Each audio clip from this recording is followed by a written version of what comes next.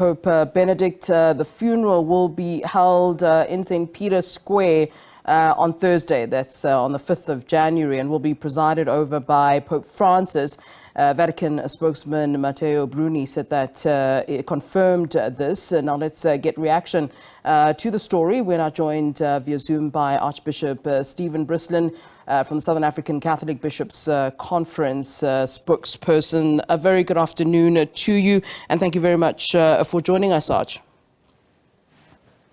Good afternoon, and good afternoon to all your viewers. Well, let's start here. I mean, what would you say, is the legacy of Pope Benedict the 16th? I mean, there have been some mixed reviews in the past. Some saying that he leaves, he's touched so many lives, but there's also, some of the issues that came across where it was said that he protected certain priests who were found guilty of abuse in the 80s, and that can't be a great legacy to leave behind. But certainly there are more things to say about the late Pope. What would you say? Look, I think that the Pope Emeritus Benedict XVI was a person of enormous courage and enormous conscience. From his young days when he deserted from the Nazis and the German army during the time of the war, he showed that he was a person of conscience, and I think that conscience lived with him throughout his life. He's contributed enormously, not only to the Catholic Church, but I think to the world itself in terms of the thinking and in terms of social justice and the problems that are facing the world. It's true that he and we have lived through very controversial times, and one of the most difficult issues that he had to deal with, both as the cardinal and the prefect of the Congregation for the Doctrine of the Faith, but also as Pope, were the abuse cases reported in the Catholic Church going back for a number of years. And he was one of the first to admit that very often those cases had not been well dealt with, that there were errors that were made.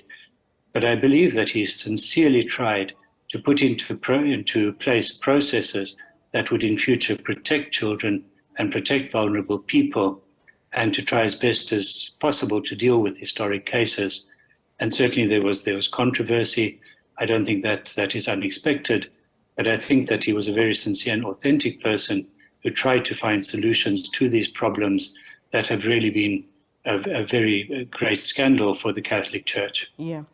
And let's talk about that role that, Pope Benedict did play in perhaps reshaping the Catholic doctrine, as we know, he did face criticism, as we're talking about now.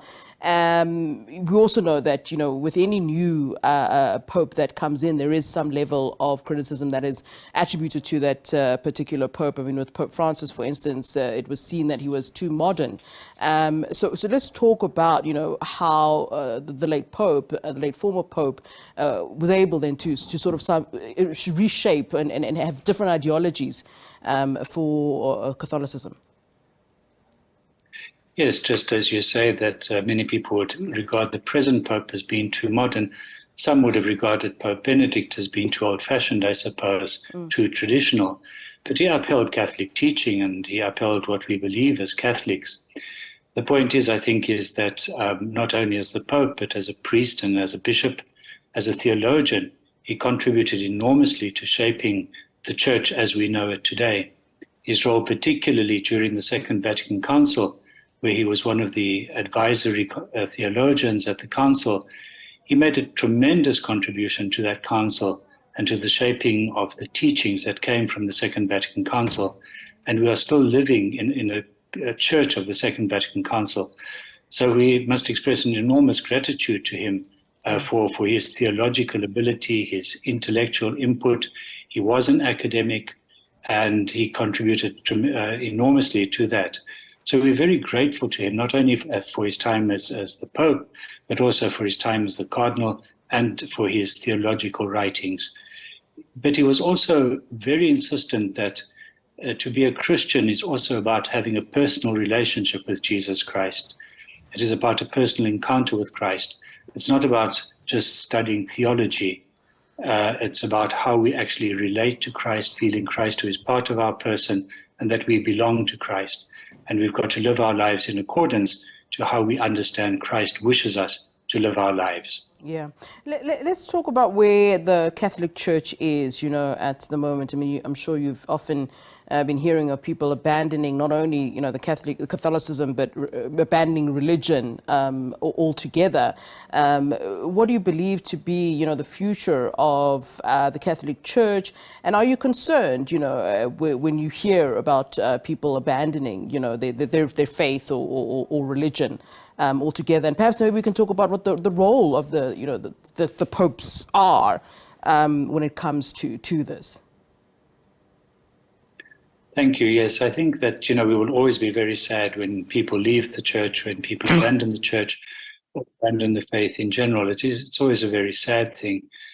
And I suppose there are many different reasons for people doing that. Certainly within the Catholic Church, the abuse cases have played their part and people have been scandalized by what has happened. And that has caused some people to leave the church. But I think also modern society, and Pope Benedict was very strong on this, has become very afflicted in a sense by relativism and really by an individualism of people shaping their own beliefs and their own lives and what they believe is true and what they believe is false.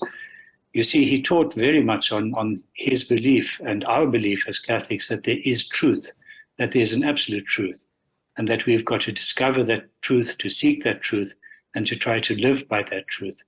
And I think in the times that we are living in, they're very confusing for people, and I think very confusing for young people, where we believe that we can just shape our lives as we wish, or shape our futures as we wish. That might be a slight exaggeration, but I think that is something that Pope Benedict really confronted in modern-day culture, particularly Western culture, that we've got to reaffirm our belief in truth and to try and seek that truth.